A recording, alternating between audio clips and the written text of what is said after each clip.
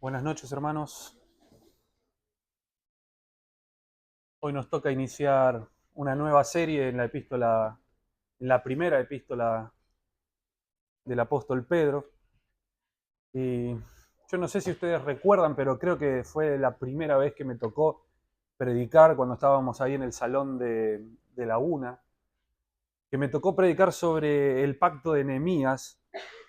Una cosa que me había causado gracia es que yo siempre tuve una cuestión con las genealogías y los nombres en la Biblia, de no entender qué tanto se puede sacar, y mi primer pasaje fue una larga exposición de nombres. Lo segundo que me cuesta a mí son los saludos, y esta noche me toca los primeros dos versículos de la epístola de Pedro. Sin embargo, estos dos primeros versículos tienen muchísimo contenido y que vamos a ver en esta noche. Acompáñenme a Primera de Pedro, vamos a leer en un ratito los versículos 1 y 2.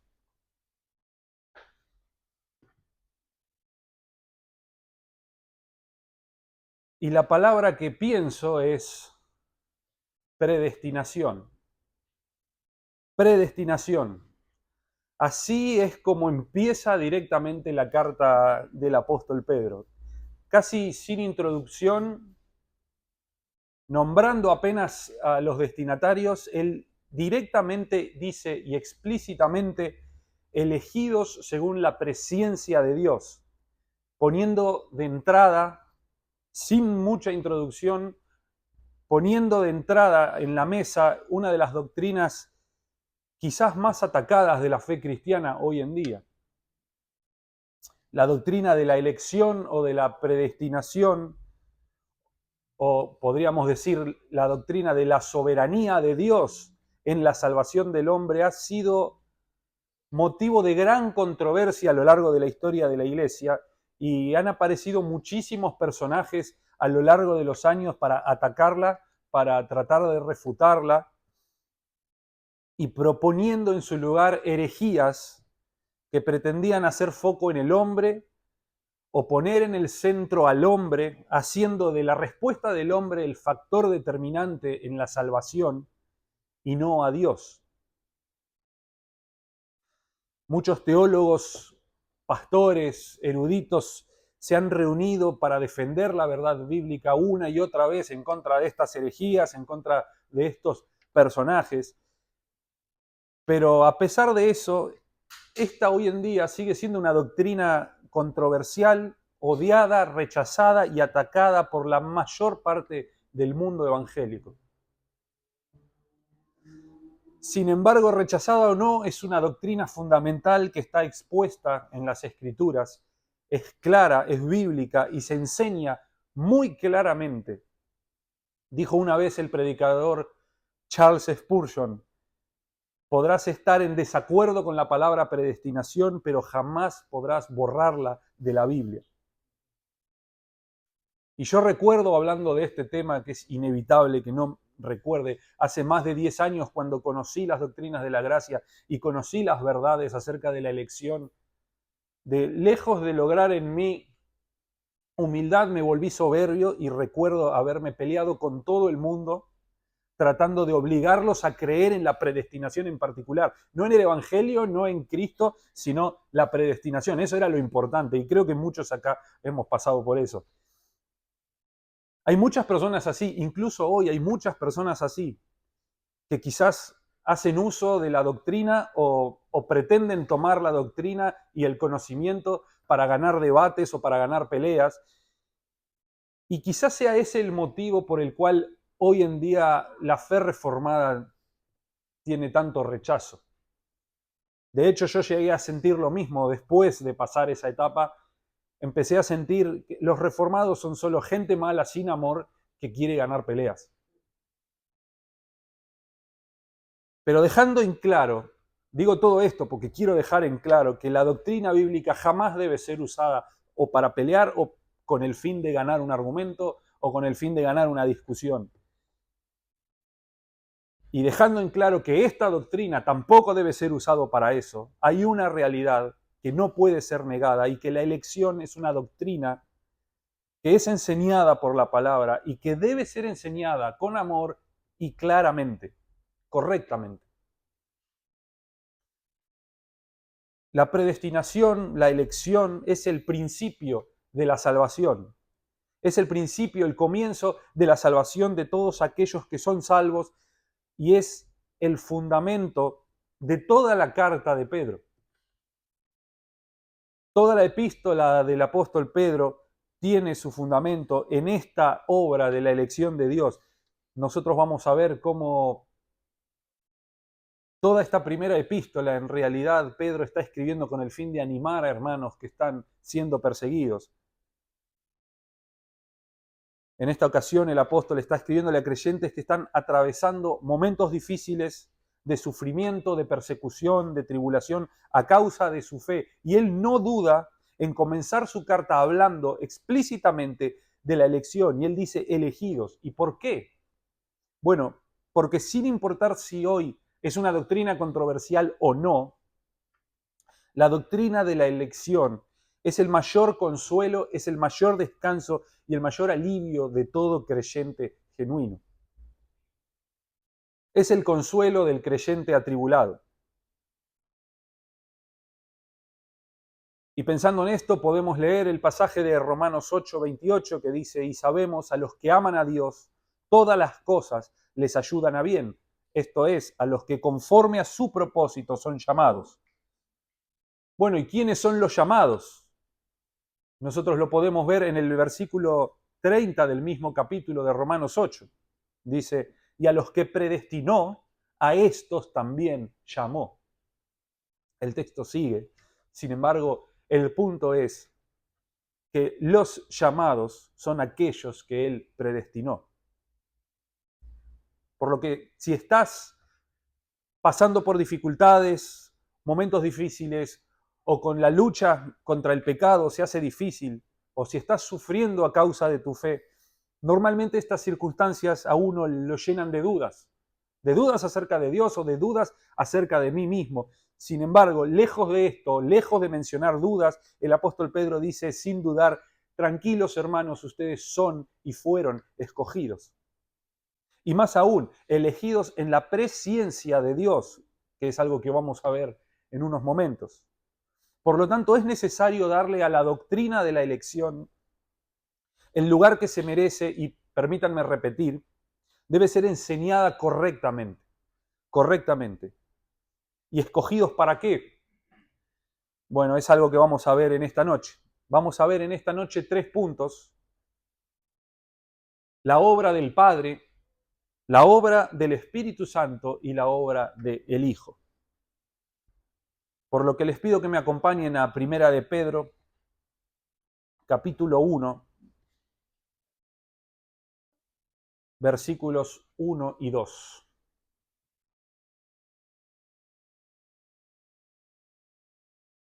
Pedro, apóstol de Jesucristo, a los expatriados de la dispersión en el Ponto, Galacia, Capadocia, Asia y Bitinia, elegidos según la presciencia de Dios, Padre, en santificación del Espíritu, para obedecer y ser rociados con la sangre de Jesucristo.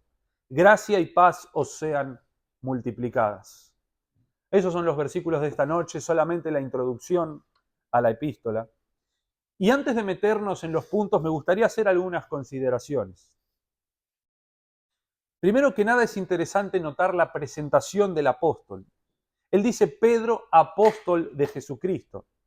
Yo sé que parece no decir nada, pero en realidad hoy en día esta presentación dice muchísimo. Primeramente no se refiere a sí mismo como Simón con su nombre, sino que él usa la palabra que Cristo usó en el momento que cambió su nombre tras la declaración acerca de que Cristo era el Hijo de Dios. Él se refiere a sí mismo por el nombre que Cristo le dio.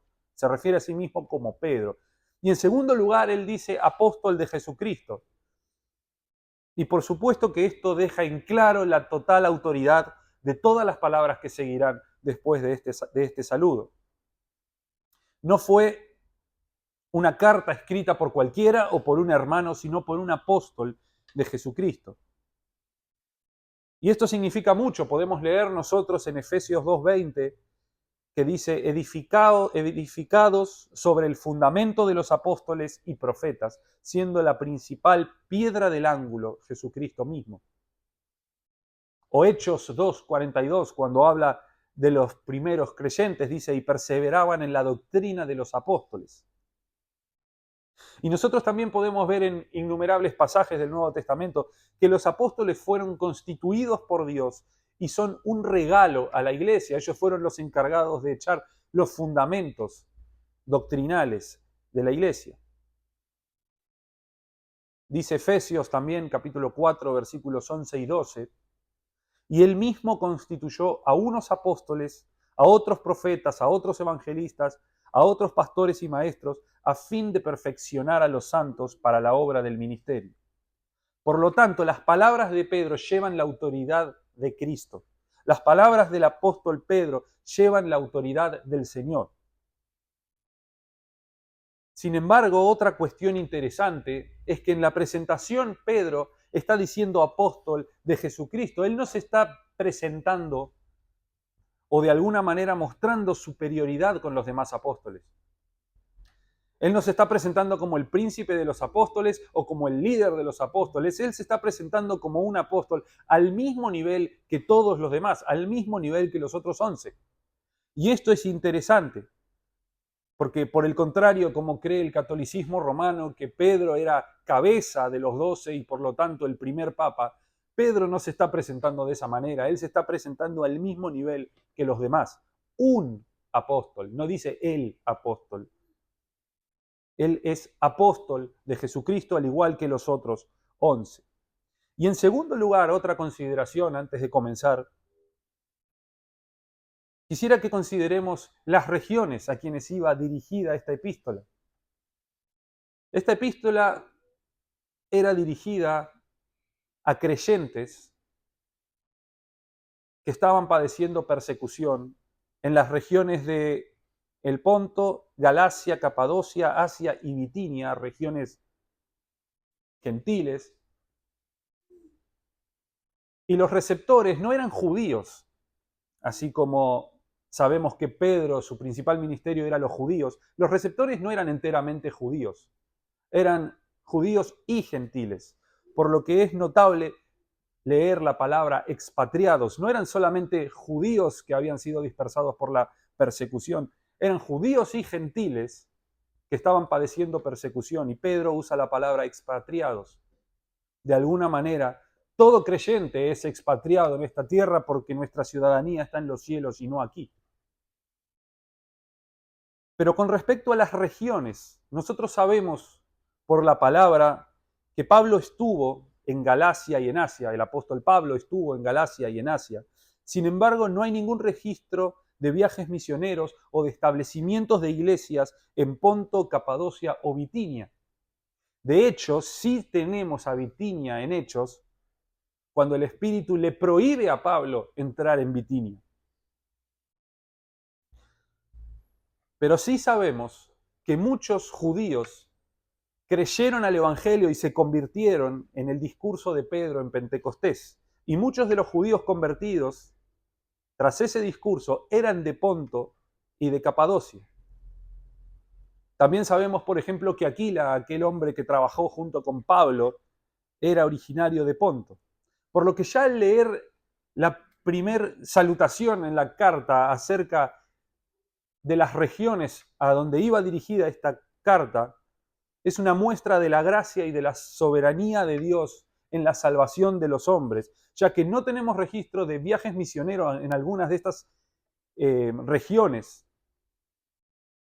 Pero eso no impidió que Dios llamara y redima para sí hombres y mujeres por la boca y por el testimonio de aquellos que fueron convertidos en el día de Pentecostés. Ya el primer versículo podemos ver la soberanía de Dios en la salvación. Por lo que vamos al primer punto en esta noche, que es la obra del Padre. La obra del Padre. Como vimos nosotros en la introducción, Pedro comienza su carta diciendo elegidos. Y les dice elegidos a creyentes que están viviendo expatriados, presionados, difamados y probados. Y eso ya nos marca el propósito de esta epístola. Él no introduce la elección para, como hoy en día, quizás iniciar un debate o causar una controversia, sino que lo hace para afirmar la identidad y para dar consuelo a estos hombres y mujeres que estaban padeciendo persecución. Él está afirmando la identidad y el consuelo de los santos en el carácter y el decreto de Dios. La salvación no se sostiene por el ánimo o por la capacidad del hombre, sino por el propósito eterno de Dios. Pero quizás para entender por qué la elección es tan necesaria y tan consoladora, hay que empezar por donde la Biblia empieza cuando hablamos de la salvación, y esto es la realidad del pecado y de la incapacidad espiritual del hombre. Si el hombre quizás estuviera sano o enfermo solamente, la elección quizás sonaría excesiva. Pero si el hombre está, como vemos en la Biblia, espiritualmente muerto en sus delitos y pecados, totalmente incapaz de acercarse a Dios porque está muerto, entonces la elección tiene mucho más sentido. Y no solamente tiene mucho más sentido, sino que es la única esperanza del hombre. En primer lugar, nosotros vemos en la Biblia el estado del hombre, y según entendemos, esto no es un problema que pueda resolverse, por nuestros propios medios, sino que es más bien una condición en la que el hombre se encuentra. El hombre caído no es un ser neutral que pueda escoger entre el bien y el mal, o que pueda escoger libremente entre el pecado y Dios, como quizás lo fueron Adán y Eva en su estado de inocencia. Definitivamente el hombre hoy no es así. El hombre caído no es un ser neutral. La palabra de Dios presenta al hombre como corrupto de corazón, como inclinado al mal, con un corazón engañoso, culpable y totalmente incapaz de acercarse a Dios.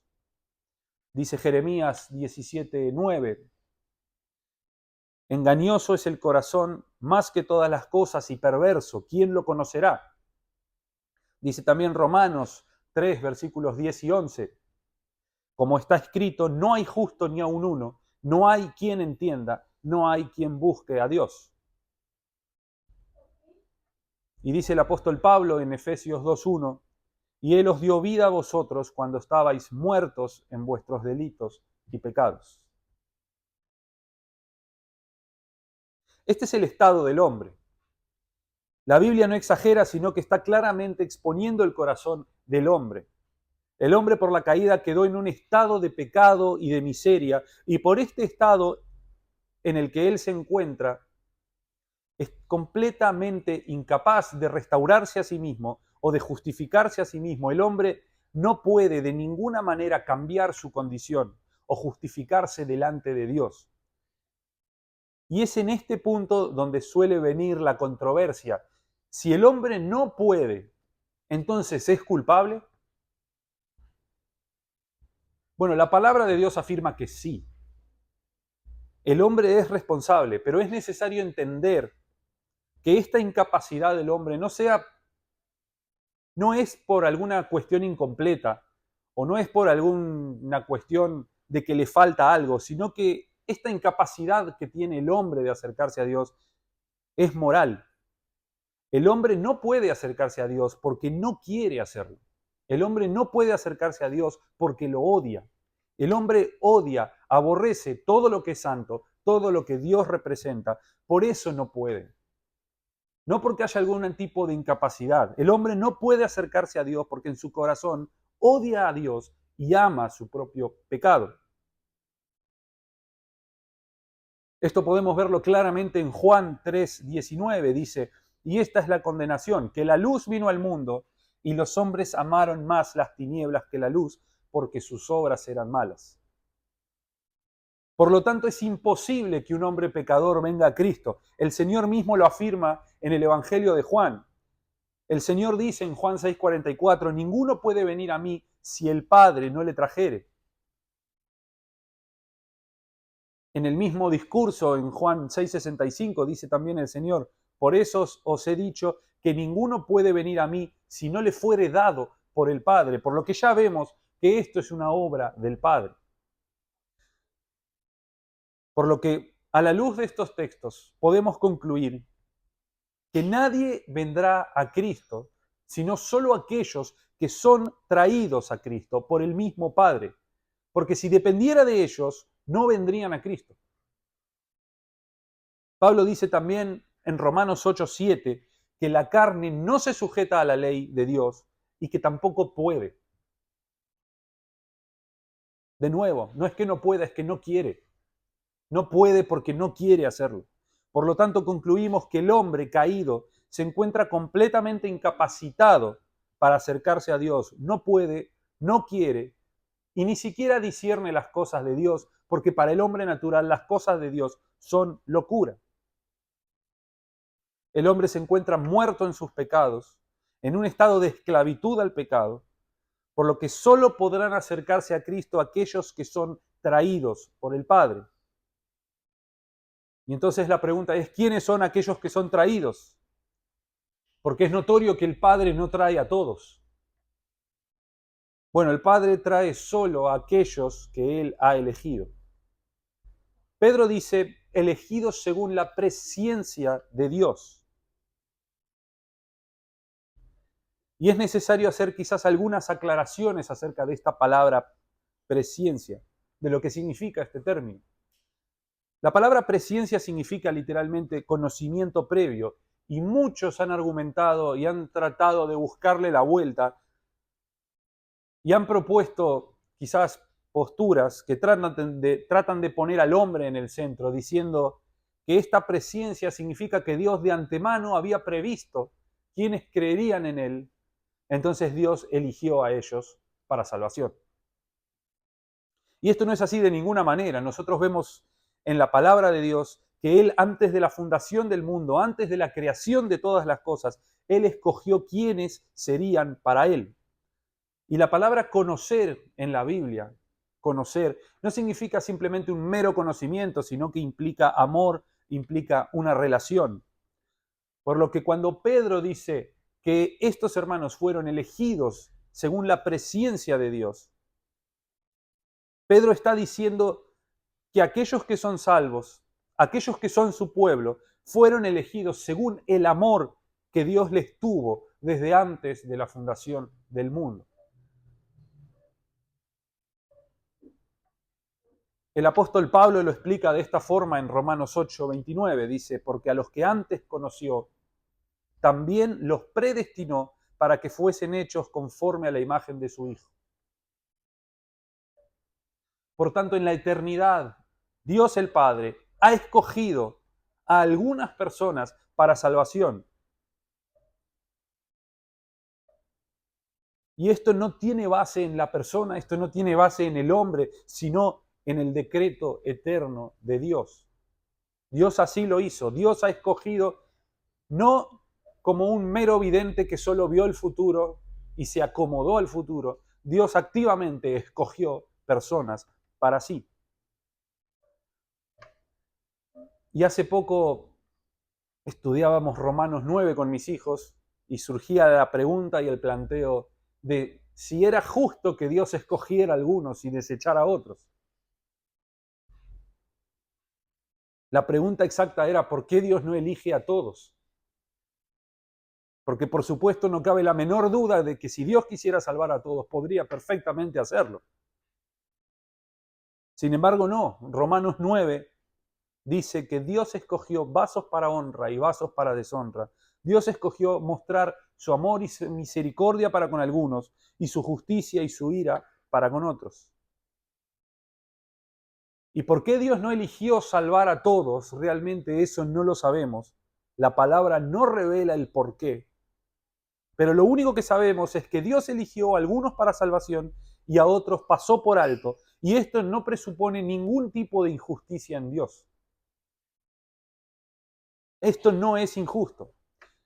Dice Efesios, acompáñenme a Efesios, vamos a leer capítulo 1, versículos del 4 al 5.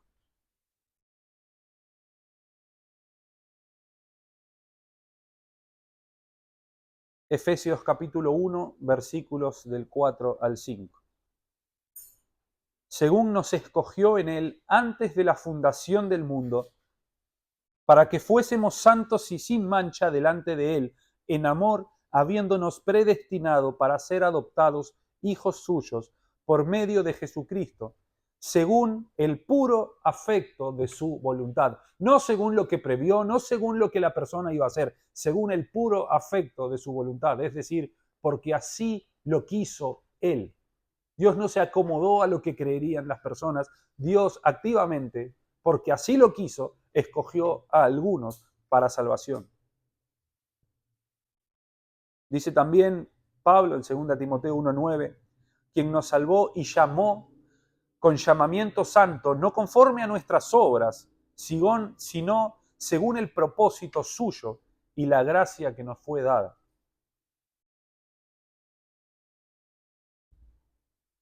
Y también si queremos ver el efecto de esta elección en acción, podemos verlo en Hechos 13, versículo 48, cuando Pablo y Bernabé están predicando en Antioquía.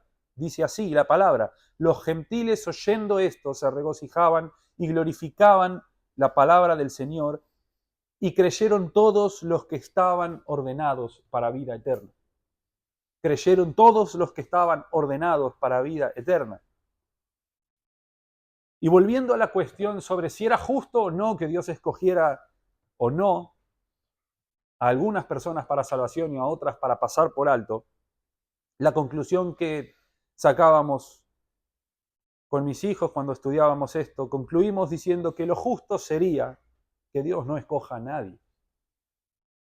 Todos somos pecadores, todos transgredimos su ley, todos aborrecemos a Dios, por lo que lo justo sería que Dios no escoja a nadie.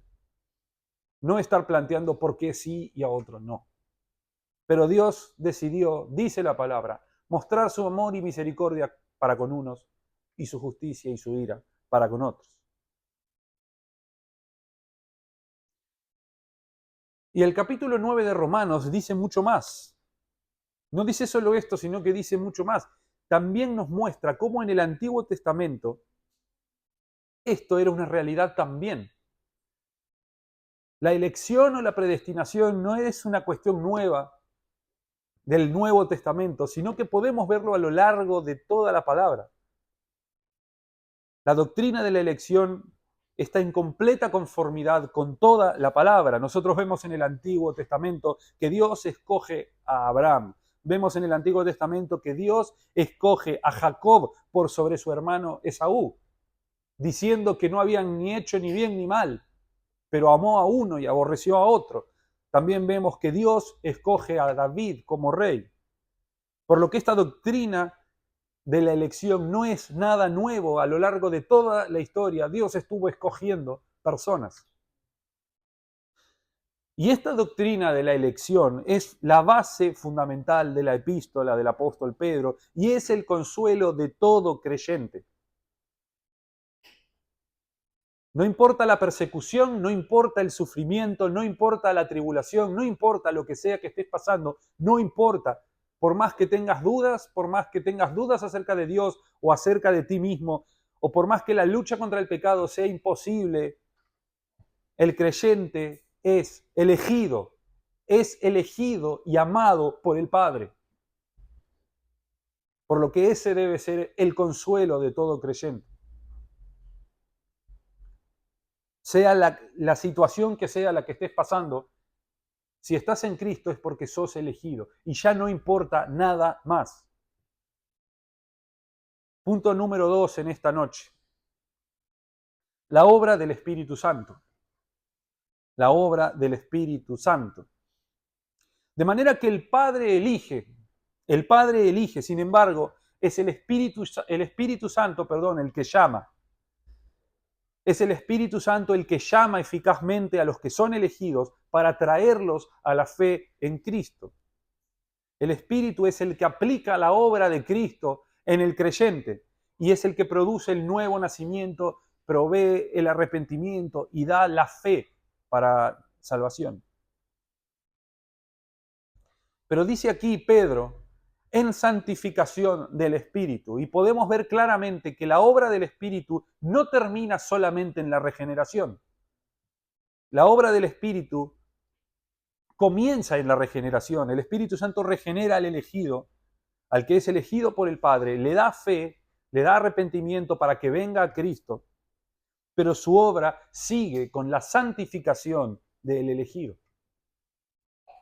Y esto es fundamental, ya que el hombre, por más que sea elegido, no puede ser santo por sí solo. Por más que sea elegido y llamado por el Padre, él necesita de la obra del Espíritu. De hecho, el creyente fue elegido para esto mismo, el creyente fue elegido para ser santo. Y si no hay Espíritu que le santifique, de nada serviría. El creyente fue elegido por el Padre en santificación del Espíritu. Él es llamado y destinado a la santidad. El creyente verdadero, aquel que ha sido verdaderamente salvo, fue escogido por Dios el Padre en la eternidad. Su salvación, su fe y la gloria eterna para él ya están aseguradas. Sin embargo, este decreto del Padre tiene un efecto en la historia. Y es que el Espíritu llama al elegido a la fe, lo trae a Cristo y comienza su obra de santificación.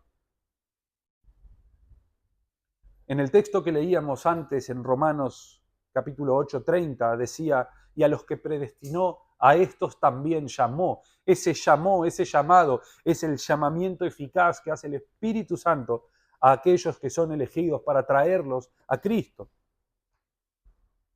Vemos en Hechos capítulo 16, versículos 14, cuando Pablo estaba en Filipos predicando, que dice, y el Señor abrió el corazón de Lidia para que estuviese atenta a lo que Pablo decía. Es el Espíritu Santo llamando. Y podemos leer en 2 Tesalonicenses capítulo 2, versículo 13, pero nosotros debemos dar siempre gracias a Dios respecto a vosotros, hermanos amados, por el Señor, de que Dios os haya escogido desde el principio para salvación, y miren lo que dice Pablo, mediante la santificación por el Espíritu y la fe en la verdad. Y este texto de 2 Tesalonicenses agrega un poco más de luz, nos da un poco más de información. Pablo dice que aquellos que pertenecen al pueblo de Dios, que son escogidos para salvación, son escogidos para salvación mediante la santificación del Espíritu. Es decir, el Padre eligió a algunos, pero esta salvación es por medio de la obra santificadora del Espíritu Santo. Y esto tiene todo el sentido del mundo, porque nosotros podemos ver claramente en la palabra de Dios que sin santidad nadie verá al Señor. Hebreos 12:14 dice, sin santidad nadie verá al Señor, por lo que es necesario que el elegido sea santificado. ¿Y qué es exactamente la santificación? Bueno, lo hemos hablado muchas veces, es la obra que lleva adelante el Espíritu Santo en el creyente, cuyo fin es hacerlo cada vez de a poco más semejante a Cristo. Esta obra de santificación comienza en la regeneración, comienza con el llamado a la fe. Sin embargo, no termina ahí, sino que este es el comienzo de la santificación. Y en esta obra, el Espíritu Santo santifica al creyente de manera progresiva, de a poco, llevando al creyente a ser cada vez más semejante a Cristo. Y es interesante el hecho de que Pedro dice, en santificación para obedecer. Es decir, que el Espíritu Santo, con su obra santificadora, capacita al creyente para poder obedecer la ley de Dios. Dice Pablo en Gálatas 5, 16 y 17, digo pues, andad en el Espíritu y no satisfagáis los deseos de la carne, porque el deseo de la carne es contra el Espíritu, y el del Espíritu contra la carne, y estos se oponen entre sí, para que no hagáis lo que quisierais. Dice también Gálatas 5:25, si vivimos por el Espíritu, andemos también por el Espíritu. Y un versículo más, Romanos 8:13, dice, porque si vivís conforme a la carne, moriréis, mas si por el Espíritu hacéis morir las obras de la carne, viviréis. De manera que el Espíritu Santo el espíritu, perdón, se opone a la carne y empuja al creyente hacia la obediencia. Y no solo eso, sino que este último texto que leímos vemos que es posible que el creyente haga morir las obras de la carne por medio del espíritu. Y esto es interesante porque de alguna manera vemos que esta obra santificadora del Espíritu Santo opera de una manera misteriosa en conjunto con el creyente. Lo podemos ver más claramente en 2 Corintios 3:18, donde dice: por tanto, nosotros todos, mirando a cara descubierta como en un espejo la gloria del Señor, somos transformados de gloria en gloria en la misma imagen como por el Espíritu del Señor. Y este texto podría leerse perfectamente en conjunto con Filipenses capítulo 2, versículos 12 y 13. Dice: ocupaos en vuestra salvación con temor y temblor, porque Dios es el que en vosotros produce así el querer como el hacer por su buena voluntad. Es decir, que a la luz de estos textos, nosotros vemos que el Espíritu Santo lleva a cabo su obra de santificación en el creyente, transformándolo a la imagen de Cristo de gloria en gloria, es decir, de manera progresiva. Y esto lo hace en la medida que el creyente se exponga y contemple la gloria de Cristo en las Escrituras. Lo voy a decir un poco más sencillo. El Espíritu Santo realiza la obra de santificación progresiva en la medida que el creyente se exponga a la gloria de Cristo en las Escrituras. Y más aún, como vemos en este texto de Filipenses que dice: ocupaos en vuestra salvación con temor y temblor. Y este ocuparse con temor y temblor no significa que la santidad o que la santificación dependa de uno. No significa que de mí depende mi santificación, es una obra del Espíritu. Entonces, ¿qué significa este ocuparse? Bueno, es interesante que el apóstol Pablo dice: ocupaos en vuestra salvación con temor y temblor, y dice: porque Dios es el que produce el querer como el hacer. ¿Cómo debo ocuparme con temor si es Dios el que está produciendo esto? ¿Por qué debo ocuparme? Bueno, la respuesta es sencilla. Vemos que la santificación es una obra del Espíritu Santo en el creyente en la medida que él se expone a su palabra para contemplar a Cristo. Por lo que esto significa el ocuparse con temor y temblor. Ocuparse con temor y temblor es ser disciplinado en contemplar a Cristo en la palabra de Dios. Porque si uno no es disciplinado, no busca a Cristo, no contempla la gloria de Cristo, puede estar convirtiéndose en un obstáculo en la obra de santificación que el Espíritu Santo está intentando hacer en uno. Uno puede convertirse en el principal obstáculo del Espíritu en uno. Por lo que el creyente debe ocuparse de buscar a Cristo, de conocer a Cristo, de contemplar a Cristo en la palabra, de llenarse de la palabra de Dios, que es usada por el Espíritu para este proceso de santificación.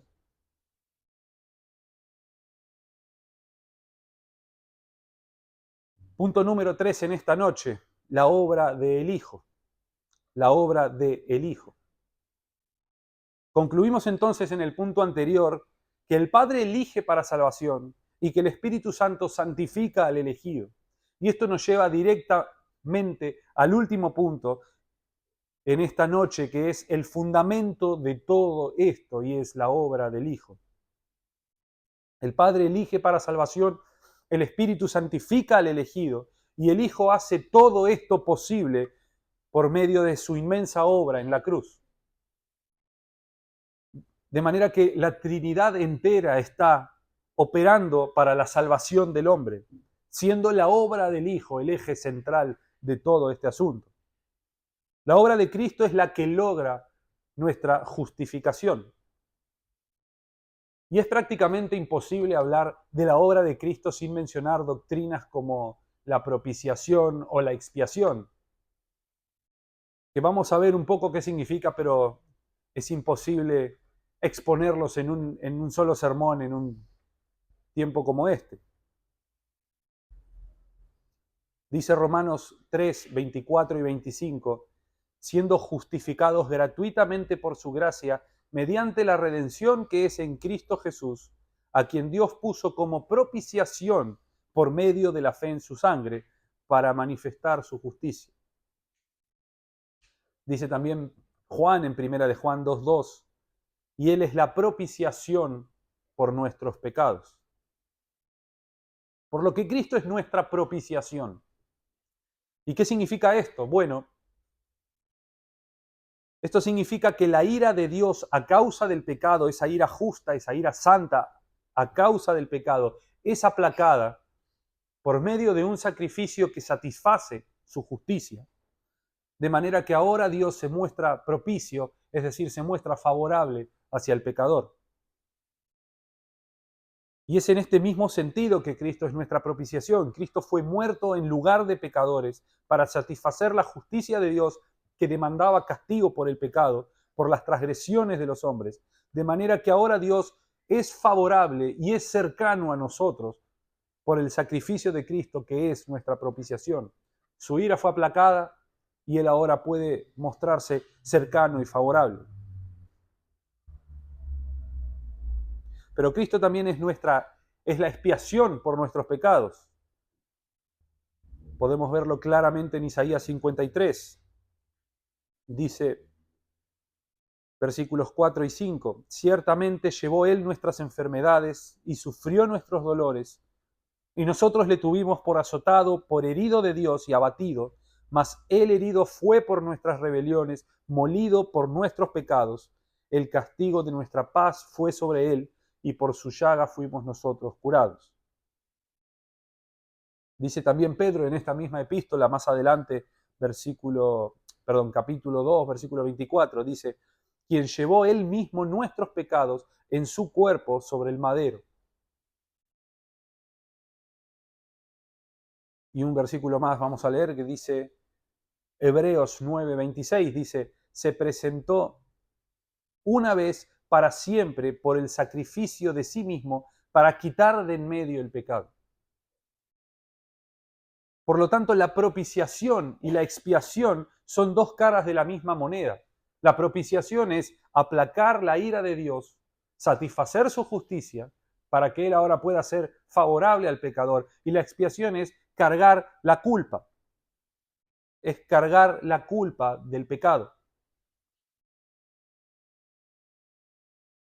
Sin embargo, el sacrificio de Cristo, la obra entera de Cristo en la cruz, no solamente carga la culpa y aplaca, la ira de Dios, sino que declara al pecador justo, legalmente justo delante de Dios.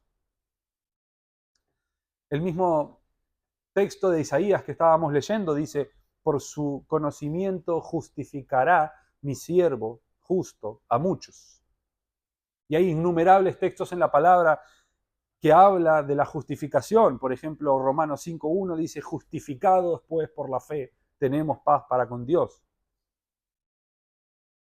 O el apóstol Pablo dice en Corintios, 2 Corintios 5:21, dice, al que no conoció pecado, por nosotros lo hizo pecado, para que nosotros fuésemos hechos justicia de Dios en él. Y esta es la doctrina de la justificación. Aquel que pone su fe y su confianza en Cristo es declarado justo delante de Dios. Y la maravilla de la sustitución, es que ahora Dios nos ve perfectos como a Cristo. Aquel creyente genuino fue elegido para esto. Pedro dice en el texto de esta noche que son elegidos según la presciencia de Dios en santificación del Espíritu para obedecer, y dice, para ser rociados con la sangre de Cristo. El creyente fue elegido para esto. Y esto de ser rociados con la sangre es una alusión al Antiguo Testamento, al Antiguo Pacto, a los sacrificios del Antiguo Pacto. Y quizás podemos verlo claramente en Éxodo. Este rociamiento con la sangre era un gesto ceremonial, con un significado mucho más profundo. Era una manera en la que se ratificaba el pacto y el individuo que era rociado quedaba ceremonialmente limpio. Les voy a pedir que me acompañen por un momento a Éxodo capítulo 24. Vamos a leer versículos del 3 al 8.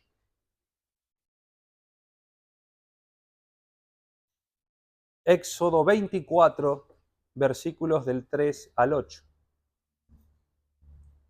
Y Moisés vino y contó al pueblo todas las palabras de Jehová y todas las leyes, y todo el pueblo respondió a una voz y dijo: haremos todas las palabras que Jehová ha dicho. Y Moisés escribió todas las palabras de Jehová, y levantándose de mañana edificó un altar al pie del monte y 12 columnas, según las 12 tribus de Israel. Y envió jóvenes a los hijos de Israel, los cuales ofrecieron holocaustos y becerros como sacrificios de paz a Jehová. Y Moisés tomó la mitad de la sangre y la puso en tazones, y esparció la otra mitad de la sangre sobre el altar. Y tomó el libro del pacto y lo leyó a oídos del pueblo, el cual dijo: haremos todas las cosas que Jehová ha dicho y obedeceremos.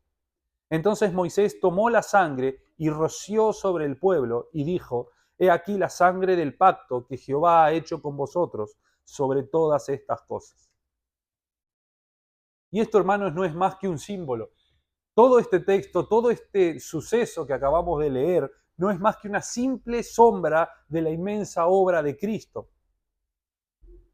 El creyente, aquel creyente genuino que fue salvo por gracia, es justificado por la obra de Cristo, quien fue su sustituto, quien fue su propiciación y quien fue la expiación por sus pecados.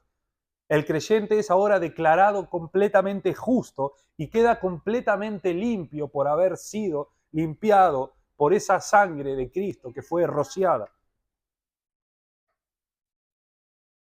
Quizás todo el texto que estamos leyendo en esta noche tiene más sentido después de haber visto en profundidad lo que significa. Elegidos según la presciencia de Dios para obedecer y ser rociados con la sangre de Jesucristo.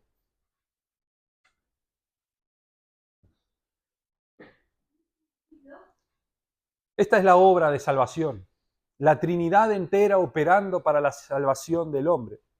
Y para terminar, creo que no hay mucho más que decir, sino quizás de tratar de traer a nuestro contexto la intención de Pedro de fundamentar el consuelo en esta doctrina. Los hermanos que originalmente recibieron esta carta eran cristianos que estaban sufriendo persecución, hostilidad, burla a causa de su fe. Y esta persecución que estaban sufriendo no era oficial ni organizada todavía, sino espontánea por parte del mundo, a causa de las diferencias que tenían los hermanos a causa de su fe. Pero sin embargo, por la providencia de Dios, Pedro envió esta carta pastoral para consolar a los hermanos y para animarlos en medio de este sufrimiento, justo antes de que estalle la más cruel persecución llevada adelante por Nerón. Persecución cruel, sangrienta, sin piedad, en la que incluso Pedro y Pablo murieron y fueron martirizados a causa de su fe en Cristo. La doctrina de la elección es usada por Pedro como fundamento para toda la epístola y como base del consuelo del creyente, por lo que me gustaría que hagamos lo mismo. Yo no sé, hermanos, si ustedes están pasando alguna situación difícil, ya sea a causa de la fe o no. Quizás están sufriendo por su fe en sus trabajos o en sus entornos, o quizás están luchando contra ciertos pecados y sienten frustración, o quizás están siendo atribulados o probados. Y es lógico, como decíamos antes, que uno se llene de dudas. Pero sí pueden tener consuelo en esto, son elegidos. Fueron escogidos por el Padre. Y esto es mucho más que solamente ser escogidos, fueron amados por el Padre antes de la creación del mundo. Fueron escogidos en el amor del Padre, según su presciencia, en el amor del Padre. Son elegidos. Por lo que estás sufriendo, estás pasando algo, eres elegido y el Dios Trino ha hecho todo lo necesario para garantizarte la gloria eterna. El Padre te eligió para salvación, el Hijo te compró con su sangre y el Espíritu Santo está en vos hoy para santificarte, para traerte cada día más a la semejanza a Cristo, por lo que ¿qué más querés? Ya no importa todo lo que pueda pasar. Pero si no estás en Cristo, si aún no has confiado en Él para salvación, lo único que puedo decirte es que vengas a Cristo hoy, hoy que aún se puede. Quizás se ha usado mucho por parte de los incrédulos, la doctrina de la elección se ha usado mucho como excusa para no venir a Cristo, diciendo, ¿para qué voy a ir si Él ya eligió? O diciendo, bueno, si Dios me eligió, ya lo haré. Pero esto no debe ser usado como excusa, porque la demanda de Dios en el Evangelio es clara. La demanda es arrepiéntete y cree. Arrepiéntete y confía en Cristo. Esa es la demanda de Dios y Dios lo dice explícitamente en las Escrituras. Por lo que si no has confiado en Cristo para salvación aún, te invito a que lo hagas hoy. Y que no uses la doctrina de la elección como una excusa para seguir viviendo en tus pecados, porque eso es lo que está mostrando, es lo que vimos en el primer punto, tu corazón caído, que ama más el pecado que a Dios. Por lo que te ruego, arrepiéntete y ven a Cristo. Vamos a orar una vez más para terminar. Señor, te damos muchas gracias por tu palabra, te damos muchas gracias, Señor, por tu obra, y realmente no tenemos palabras, Señor. Luego de todo lo que estudiamos, no tenemos palabras, Señor, sino más que decirte gracias. Gracias por tu obra, gracias por tu elección, gracias por el Espíritu Santo y gracias por la obra de Cristo. Gracias, Señor, porque no depende de nosotros, sino de lo que tú ya hiciste. Pero también te rogamos, Señor, en esta noche, que aquellos que no te conocen, que si hay personas que no te conocen aquí, que el Espíritu Santo los llame a la fe, Señor. Que comience la obra en ellos, como lo has hecho en tantos de nosotros. Oramos y damos gracias en el nombre de Jesús. Amén.